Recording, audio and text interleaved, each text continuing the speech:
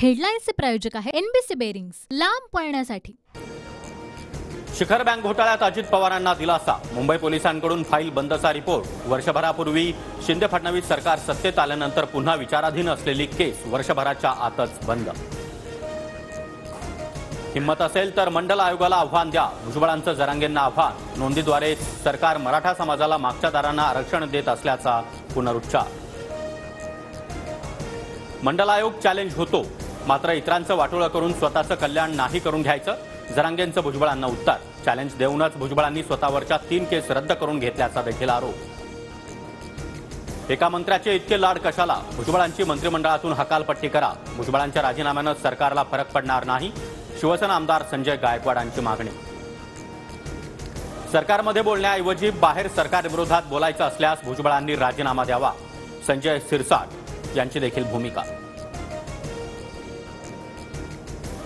सगेश्वरांबाबतची अधिसूचना म्हणजे अंतिम निर्णय नाही, अधिसूचनेवर आक्षेप नोंदवण्याची संधी।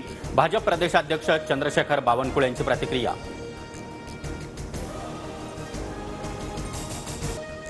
ज्ञानव्यापीच्या तळघरामध्ये पूजा करण्याची परवानगी। वाराणसी जिल्हा न्यायालयाचा मोठा निर्णय। 7 दिवसात पूजेची व्यवस्था करण्याचे प्रशासनाला आदेश। संसदेचं अर्थसंकल्पीय अधिवेशन सुरू। उद्या देशाचं बजेट सादर होणार। भरती परीक्षेतील घोटाळ्यांना रोखण्यासाठी नवा कायदा बनवण्याची राष्ट्रपतींची घोषणा।